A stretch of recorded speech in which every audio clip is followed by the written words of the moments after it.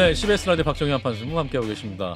브리핑에서 국회 인사청문회 소식 전해드렸는데요. 자, 오늘 유인촌 문체부 장관 후보자 청문회에 참석해서 질의를 했던 분이세요. 정의당 유호정 의원을 모셨습니다. 의원님 어서 오십시오. 네, 안녕하세요. 정의당 류호정입니다. 네, 진 교수님과 김 소장님 인사 나누시죠. 안녕하세요. 네, 청취자 여러분들이 뉴진스가 왔다 이렇게 말씀해 주셨어요. 뉴진스는 잘 되고 있습니까? 뭐 저희가 한 3주에 한 번 정도 업로드 하는데요. 예. 뭐 평균적으로 이제 저희 채널 치고는 잘 나오고 있는 편이에요. 알겠습니다. 진 교수님이 예. 많은 관심 부탁드립니다. 알겠습니다. 네. 자, 일단 청문회 준비하시는 고생 많으셨는데, 자, 오늘 유인촌 장관 일단 김행 여가부 장관 후보자 현장이 너무 좀 뜨거웠기 때문에 상대적으로 좀 조용하지 않았냐라고 얘기했습니다만, 또 오후에 김승수 의원이 이재명 대표를 언급하면서 고성과 욕설이 좀 오갔어요. 어땠습니까, 의원님? 사실 저도 이제 오전에는 조용히 이제 질의가 이루어져서 이제 조금 평범한 인사청문회를 하고 그래도 청문 보고서도 채택을 하고 그렇게 끝날 수 있는 건가라고 생각을 했는데 예. 아니나 다를까 이제 오후에 고성이 오가고 좀 욕설도 있고 그렇게 하면서 갑자기 정회를 했거든요. 예. 그래서 약 거의 이제 1시간 가까이 정회를 하다가 다시 이제 뭐 서로 뭐 유감 표명을 하고 시작을 하게 됐습니다. 아하. 사실 뭐 지금 뭐 양극단의 진영 정치라고 하잖아요. 그렇죠. 뭐 그런 것의 연장선에 있었다라고 보시면 될 것 같습니다. 오늘 이제 청문회 첫 번째 질의하실 때 의원님은 적격 부적격 정하지 않고 왔다. 진심이셨습니까? 처음에 저는 그렇게 할 수밖에 없었던 것 같아요. 왜냐하면 요즘 뭐 정치가 그렇잖아요. 지금 뭐 본회의 상임위 할 거 없이 일단은 그냥 정해놓고 싸우는 상황이어서 사실 제3당 입장에서는 그 지난 3년 동안 뭐 누구 편도 들어보고 뭐 아닌 것도 해보고 이것도 다 해봤지만 끝나고 나면 이제 도대체 남는 게 없는 거예요. 그래서 정말 끝나네.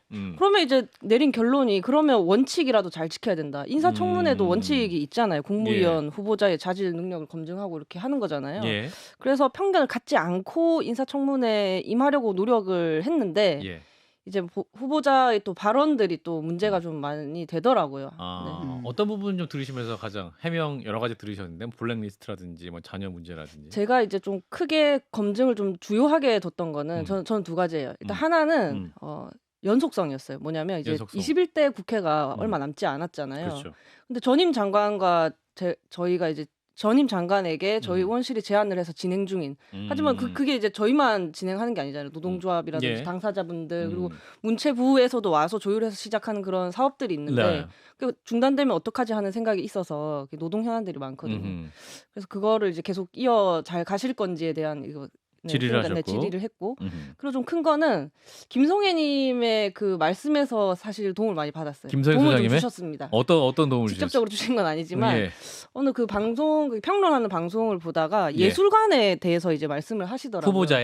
후보자 네. 예술관에 대해서. 청년 예술가들이 국가를 위해 기여할 수 있는 기회를 제공하겠다라고 이제 유인촌 장관이 브리핑에서 말씀을 하신 적이 있는데 이거 청년들이 왜 그래야 되냐 뭐 이런 식으로 말씀을 하셨는데 저도 매우 동의를 했거든요. 약간 섬뜩한 지경이었어요. 사실 뭐 물론 이제 국가를 위해 이제 기여하는 삶은 좋은 거지만 모든 시민이 그렇게 국가에 기여하면서 살지는 않고 구성원 전체가 이렇게 집단에 복무해야 한다는 게 글쎄 매번 이렇게 자유를 외치는 그런 정당에서 할 얘기인가 그런 거야말로 공산 정체주의 아닌가 뭐 이런 생각이 좀 들어서 꼭 지적을 하고 넘어가야겠다 해서 좀 얘기를 하셨죠. 근데 본인은 그거를 크게 뭐 문제의식을 갖고 말씀하신 건 아니라는 거예요. 근데 그러니까 좀 더 걱정인 게 이게 마음에서 이렇게 고정 이렇게 관념이 이렇게 드러난 거잖아요. 그게 좀 걱정스럽더라고요. 그러니까 뭐 교양 자체가 좀 부족해요. 그러니까 문화에 대한 식견이라든지 이런 교양 자체가 좀 부족하거든요. 그러니까 이런 분을 갖다 문화부 장관을 시키면 안 되는 거잖아요. 아니 그러니까 예술이 국가에 봉사하는 게 예술이 아니거든요. 그러니까 예술은 때로 국가를 비판할 수도 있고 이러는 거고 결과적으로 나중에 그게 국가에 도움이 되는 거거든요. 그러니까 김성현 선생님 말씀하셨던 건 이제 지원을 받았는데 국가에게 충분히 청년 얘기도 했었고 그다음에 이제 거기다 보태서 그다음에 인터뷰에서 조선일보였나 인터뷰에서 한 얘기가 이제 국가 예산 지원을 받으면 예술가가 국익에 도움이 안 되는 일을 하면 안 된다라고 말했던 부분이 전 더 섬뜩했던 거죠. 그러니까 그런 통제가 가능할 리가 없잖아요. 근데 시나리오에 예산을 지원했는데 거기에서 대통령 비판하는 얘기가 나오면 돈을 걷겠다는 얘기를 그러니까 좀 실제로 들리더라고요. MB 때 그런 일이 있었어요. 무슨 얘기였냐면은 그때 영화판에다가 그 이른바 좌파 척결한답시고 쫙 다 끊어버리고 뭘 했냐면은 4대강 찬양하는 영상 만드는 사람 지원하겠다라고 한 적이 있었거든요. 그러니까 그 마인드인 거죠 지금. 그리고 이제 블랙리스트 부분은 없다는 해명을 계속 했었죠. 의원님 현장에서 어떻게 들으셨습니까? 황당하죠. 예.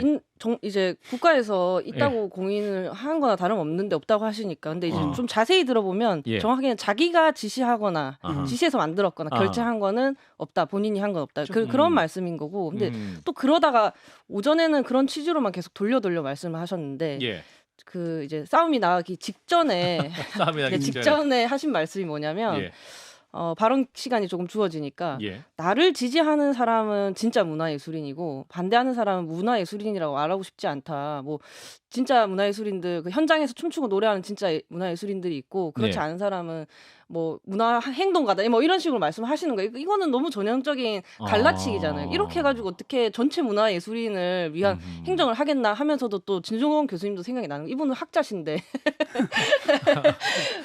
어떻게 말씀하실 텐가 뭐 그런 생각도 좀 들고. 사실은 이제 그 요정 의원이 저보고 혹시 증인으로 나와줄 수 있냐고. 그래서 처음에는 나가겠다라고 했다가 나가셨어야 돼요. 하룻밤 딱 생각하니까 아니 뭐 거기 나가려면 뭔가 이렇게 좀 스모킹 건 같은 걸 갖고 나가야 되는데 내 개인의 존재 자체가 스모킹 건이세요. 나갔어야 했어요.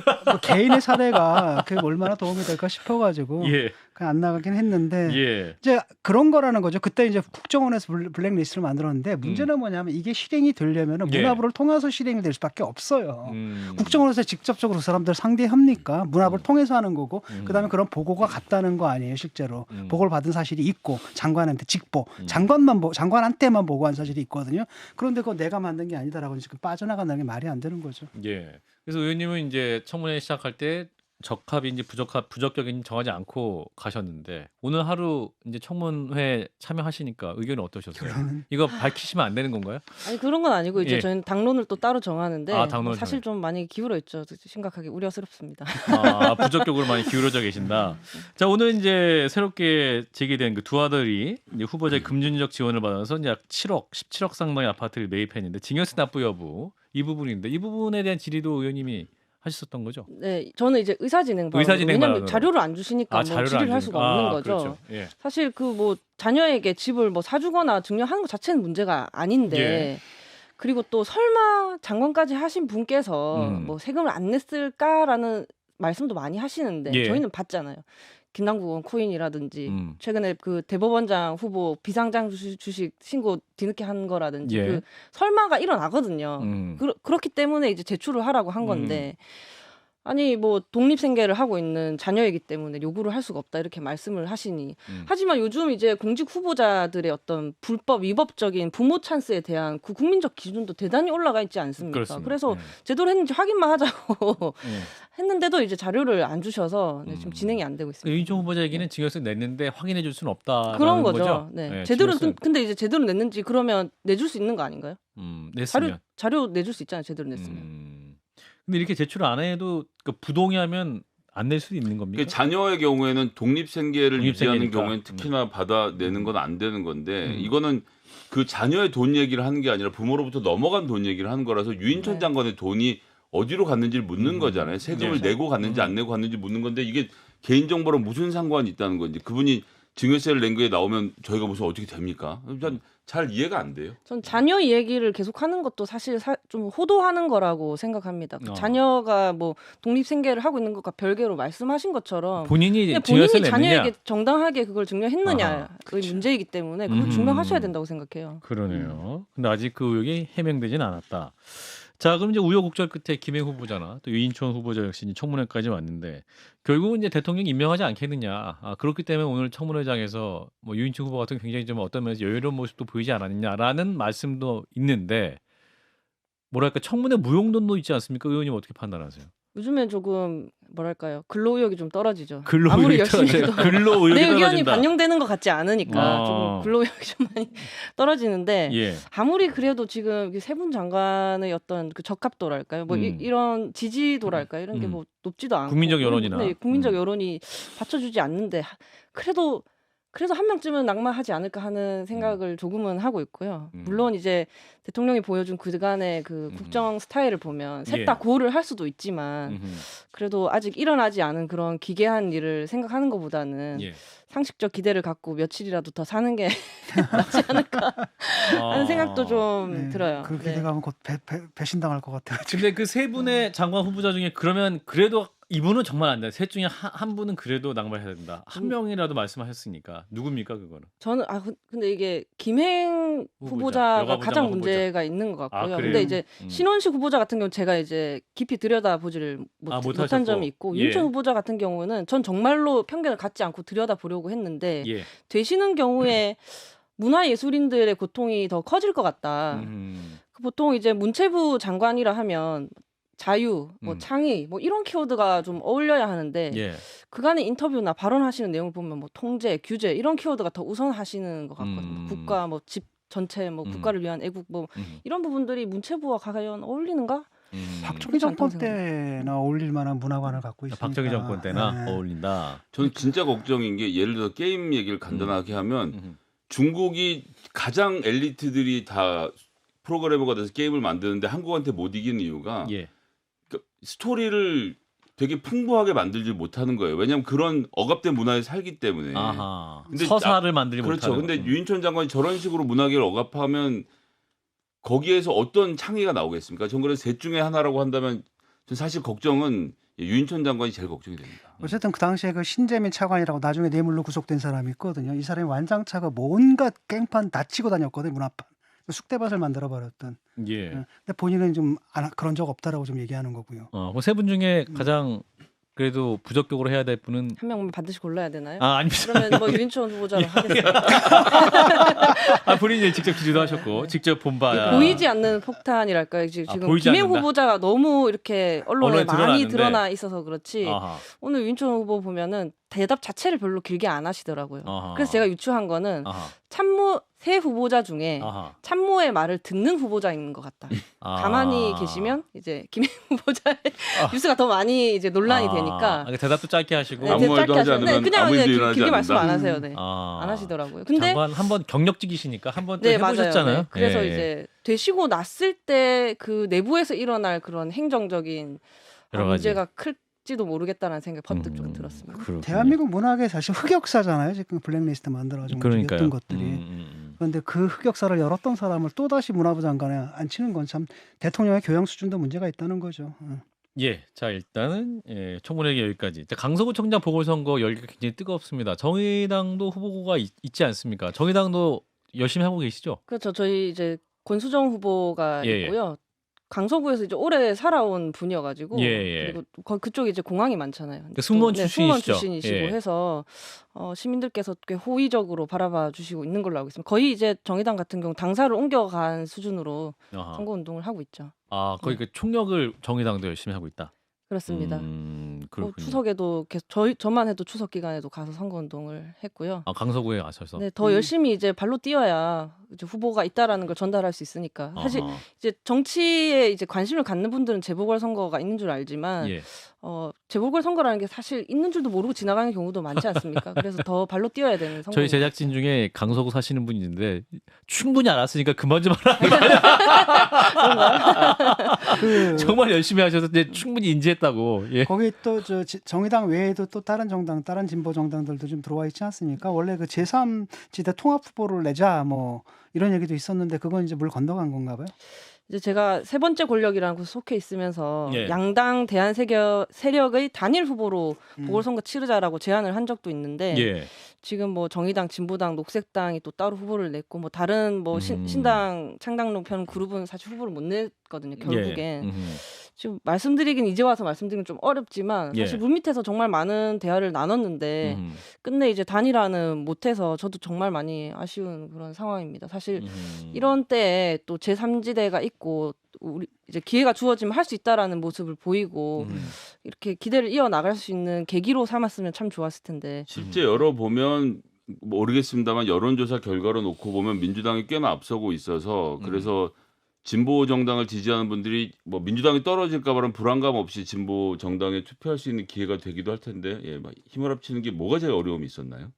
사실 뭐 아마도 제 생각에는 기왕에 단일화를 할 거면 우리 후보로 되어야 된다. 그건 당연히 할 생각이잖아요. 그런데 이제 어떤 방식으로 할 거냐에 따라서 또 뭐 사실 사람 사는 데가 다 비슷한가 봐요. 그래서 그 방식 차이를 두고 이제 합의가 조금 잘 안 되지 않았나 싶어요. 자기가 유리한 방식을 취하려고 하겠죠, 다들.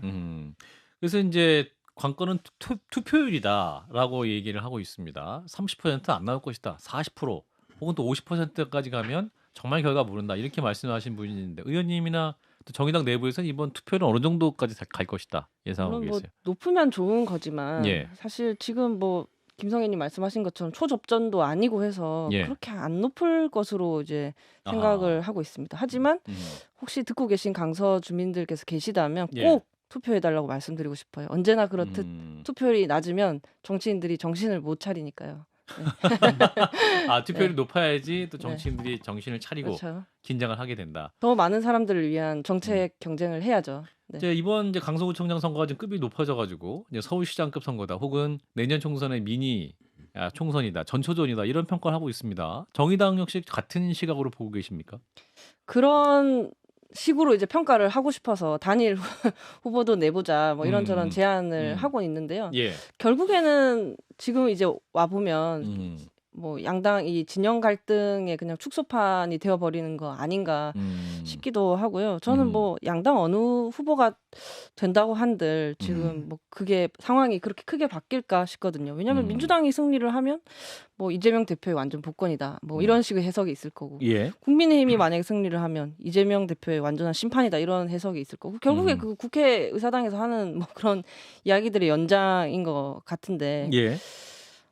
뭐 지금 말씀하셨으니까 뭐 이준석 전 대표나 이런 분들 비롯해서 뭐 예. 만약에 이제 국민의힘 치면 예. 어떻게 될 거냐 많이 말씀들 하시잖아요. 그렇죠. 저는 이것도 크게 와닿진 않는 게 결국에 이제 윤석열 대통령이 대표라는 어떤 지금 상황이 바뀌지 않기 때문에 그 뒤에 누가 뭐 대표고 비대위원장이고 뭐 공관위원장이고 이런 거 별로 의미 없을 거라 생각해요. 아하. 네. 그러니까 뭐 비대위 체제를 간들 안 간들 내년 총선에서는 어차피 대통령의 영향이 가장 크게 작용할 것이기 때문에 그렇죠. 뭐 선거 이후에 뭐 국민의힘이나 뭐 그 지형이 어떻게 변할 거 이 예측은 무의미하다라는 말씀인가요? 그렇죠. 저희 후보가 당선되면 이제 좀 다르겠죠. 권순정 후보와 제3지대의 가능성을 보는 선거가 될 테니까. 그래요. 자, 그럼 이제 내년 총선을 향한 이제 시각이 많이 있지 않습니까? 정의당도 내년 총선을 이제 준비를 열심히 해야 되는 그런 상황인데 정의당이 이제 지금까지 또 재창당 수준의 변화를 추구하겠다 이렇게 이제 말을 하고 있는데 정의당 내부 분위기가 진짜 어떻습니까? 그러면? 이제 뭐 분위기가 그렇게 좋지는 않습니다. 예. 뭐 이제 지난 총선 이후로 뭐 혁신이 비대위, 혁신 비대위 뭐 저희 당도 이제 마찬가지로 다 했는데 예. 뭐 만족할 만한 성과를 얻지 못했고 지지율이 낮아서라기보다는 좀 방향성을 지금 좀 잃고 이리저리 비틀거리고 있는 게 아닌가 싶거든요. 그래도 과거에는 이렇게 가다 보면 교섭단체도 될 수 있고 집권할 수 있을 것이다 하는 희망이 있었는데 지금 정의당이 그렇죠. 예. 그런 체력이 20년이 또 흘렀잖아요. 체력이 예. 많이 방전된 것 같고요. 그럼에도 불구하고 이제 20년이나 했으면 전 그렇게 지칠 수 있다고 생각하는데 저는 20년이나 하진 않았거든요. 아, 의원님은 하나도 안 그렇죠. 지쳤죠? 저는 아직 이제 신입이잖아요. 그래서 제가 이어서 이제 20년 다시 달릴 수 있기 때문에 예. 조금만 더 힘을 내봅시다 이렇게 하고 있는 중이죠.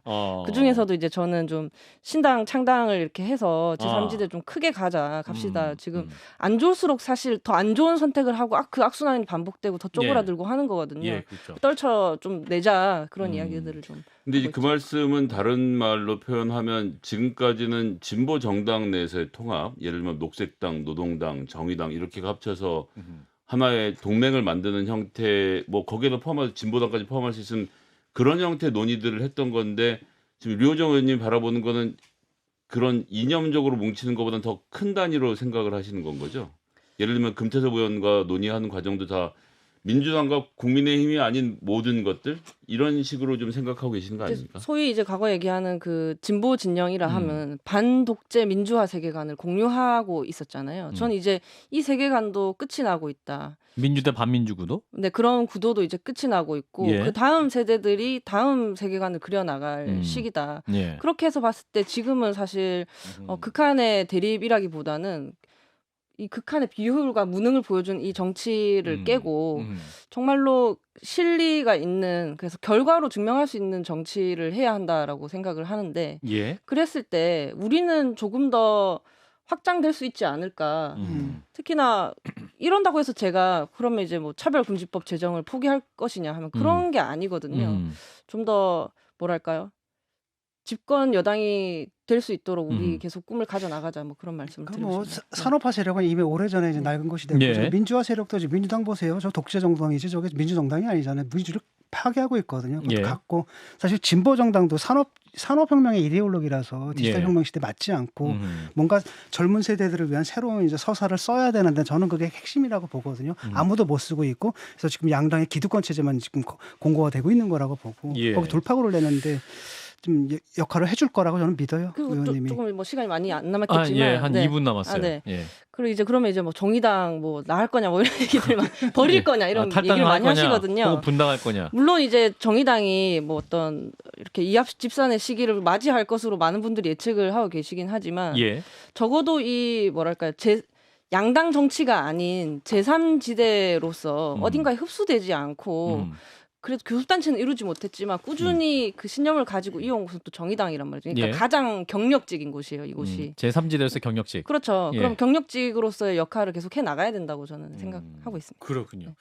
자, 저희 방송에서 이제 내년 총선에서 우리 유호정 의원님은 안철수 잡으러 분당 가겠다. 아, 그렇습니다. 예, 기억하시죠? 예. 그럼 내년에 그 분당 출마 의사는 여전하신 겁니까? 아니면 또 혹시 계속 분당 가면서 활동을 하고 있고요. 여기 당을 한다는 게 그 분당구 말씀하시는 겁니다. 예, 네네네. 탈당 분당 얘기 나와서 네네. 헷갈리실까봐. 네, 저거 자, 좀 분당. 많은 분들이 헷갈려 하시는데. 예, 분당에 나가신다. 분당 있고 야탑동에 살고 있는데.